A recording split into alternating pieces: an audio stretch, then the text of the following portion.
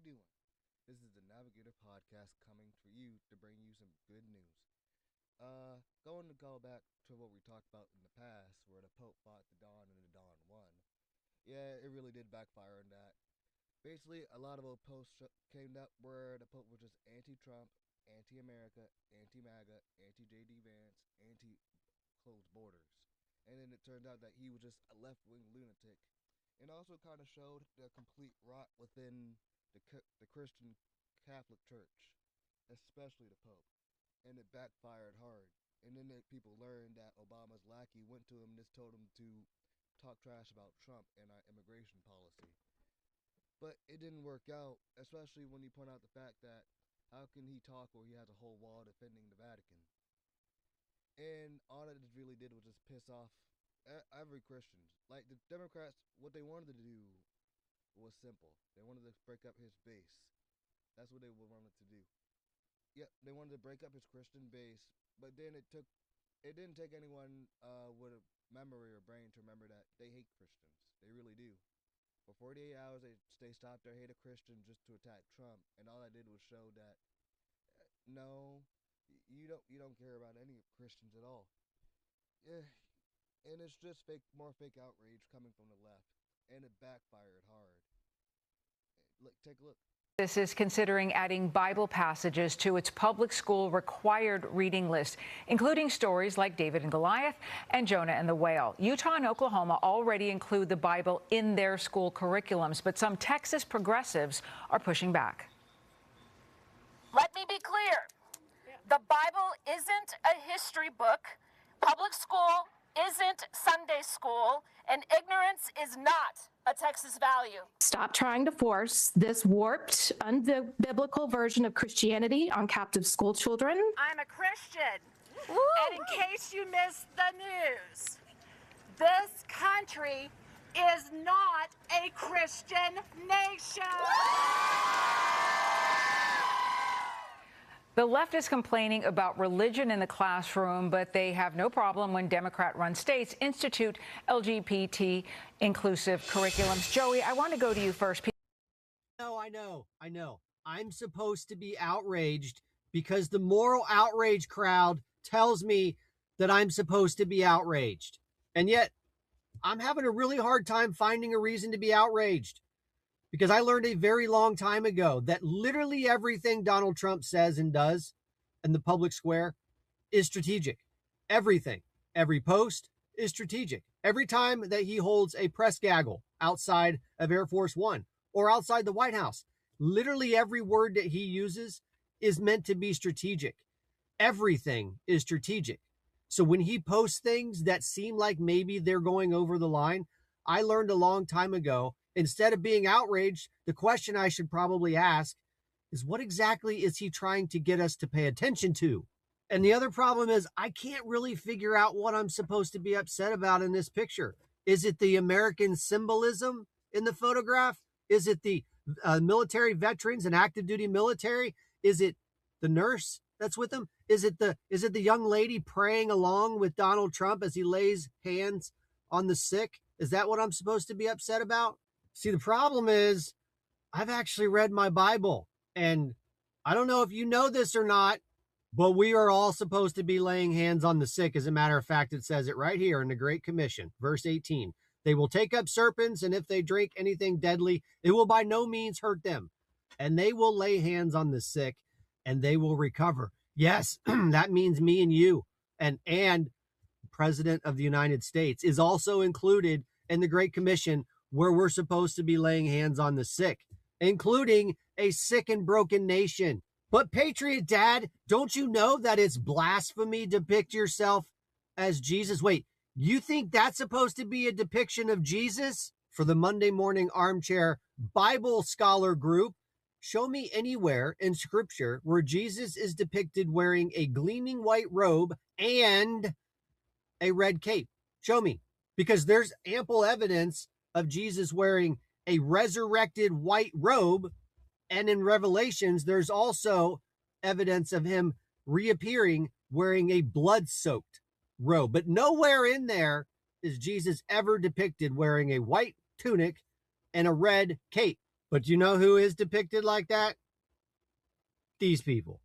That's right. These folks, the ones that Donald Trump was actively engaged in a back and forth on because the Pope decided to insert himself into politics right after a meeting with Obama lackeys and came out and condemned our activities in Iran, which is really weird because I went to look through the Pope's messages and I didn't seem to find a single instance of him condemning the Iranian regime for slaughtering up to 40,000 of their own citizens. I also can't find anywhere in recent comments of the current Pope condemning the slaughter of Christians in Nigeria.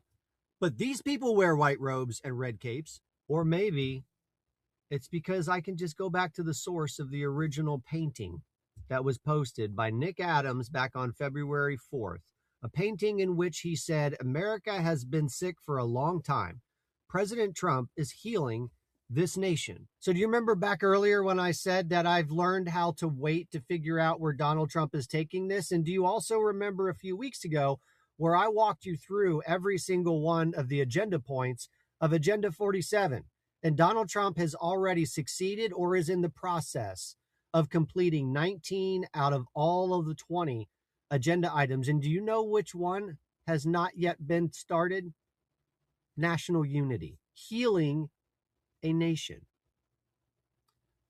which is weird because that's exactly what we are all called to do, to lay hands on the sick and they will be healed.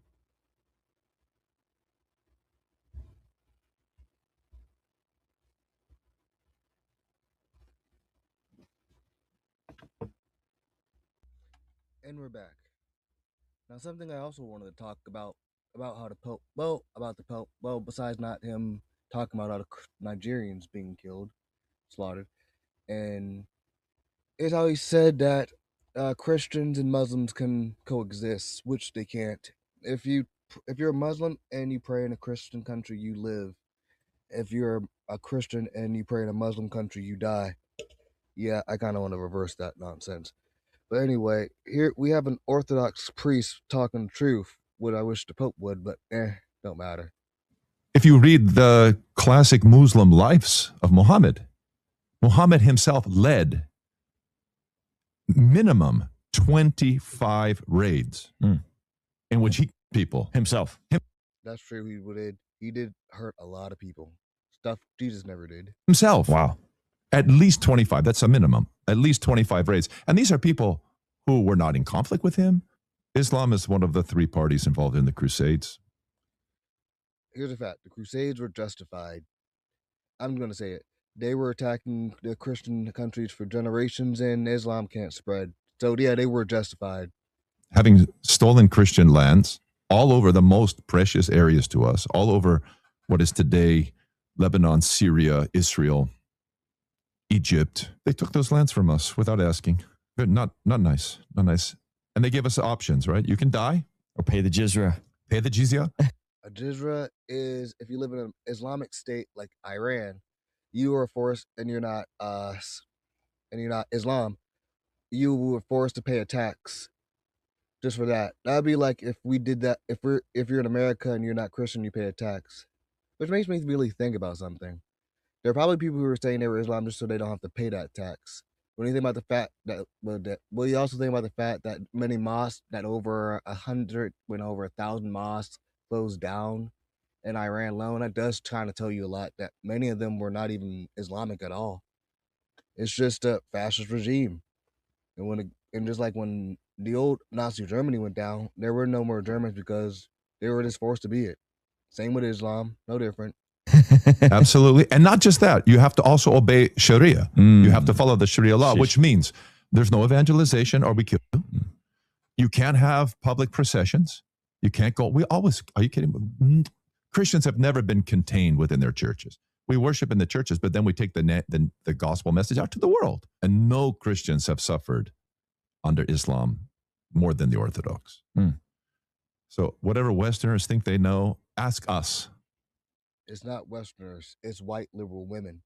White liberal women, because they have no kids and they've been brainwashed and propagandized, they truly believe that Islam is a nation, if it was a religion of peace. There was a white liberal woman who married a guy, converted to Islam. As soon as she left the country and went to Islamic State, they took her kids, and nothing she could do about it. Suicidal empathy. Ask us. We have long lists of martyrs, long lists, and not just 7th century martyrs.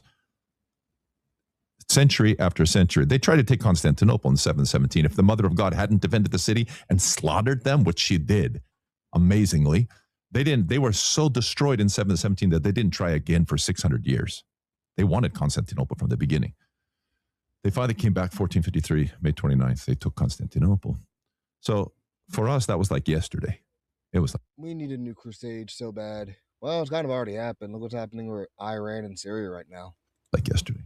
We certainly have a lot to contribute to our friends in the West who are allowing Muslims to come in great numbers. It's not people in the West. It's white liberal women and men who just want to get laid via the white liberal women because they can't get anything else. And they're basically rooting. They're basically causing their own destruction. If you want to know how it's going to go, you should ask us, because we actually have 14 centuries of lived experience with Muslims. 14 centuries. And it's still horrible. What's going on today in Syria, it's just heartbreaking. Yeah. Absolutely heartbreaking. Yeah. But we do have strong things to say. You know, the earliest Christian commentary on Islam comes from St. John of Damascus, one of the great fathers of the church. He's the first one to write anything, theologically speaking, evaluating Islam. And he was very clear about what he said and called Muhammad Antichrist. That is true. In my opinion, Muhammad is the Antichrist. And Islam is heresy. Like everything about it is evil. And Islam a heresy. He actually lists it as a heresy because of the Christian influence on Muhammad, and which is very evident in the Quran, both an Orthodox Christian influence and also a heretical Christian influence, both in the Quran. But we've had a consistent witness to Muslims for 14 centuries. We still feel the same way today. There are many benefits for them in the West, though. And now many, many Muslims are becoming Christians all across the West, which is a great blessing for them. If they did that in their hometown, they'd be killed. If they were in Muslim lands, it's forbidden. And yet, white liberal women and the Democrats want that here. You know what's the difference between a Christian nation and a Muslim nation? In a Christian nation, a woman can't get hit. In a Muslim nation, that's okay. To convert to Christianity. And I spent, when I was a young man, I spent a summer in Pakistan, mostly working with Christians. Christians were tolerated in Pakistan because if they threw all of the Christians out, they wouldn't have any doctors or nurses. That's because of all the inbreeding that they do. In every Muslim nation, you're allowed to marry your family member. And because of that, they have a low IQ of below 70. There are some chimpanzees and apes that have IQ higher than 70. On average, a Muslim nation IQ is lower than that of monkeys. They're dumber than monkeys, man. Just the Christians ran all the hospitals. And I was part of a mission team that was working with the Christians in the hospitals. And I remember sitting and having tea with a young man, maybe a year or two older than me. I was 19 at the time. I think he was 21. He and his wife had converted to Christianity and thought it would be a loving and irresponsible thing to do to tell his father and his mom. So he sat down at dinner. His dad stood up, went out into the shed and got a pickaxe and came and tried to kill the spot. My goodness. And it had been a year or two since he saw his parents, and he said, I'll never be able to see my parents again. That's awful. My dad will kill on the spot. Wow. Yeah. Yeah, that's just normal with those things. Okay, now to finish this, I would like to go through the Bible. There are no other gods, thus say the Lord, the King of Israel, and his redeemers. The Lord of hosts, I am the first and I am the last. Besides me there are no gods, and who can proclaim as do I? Then let him declare it and set it in order for me, since I approach the ancient people, and the things that are coming and shall come. Let them show these to them. Do not fear, nor be afraid. I have not told you from that time, and declared it. You are my witnesses. Is there a God besides me? Indeed, there is no other rock. I know not one. Thank you. This has been the Navigator Podcast, and please look forward to come back Come again soon, and please have a nice day. And may God be with you.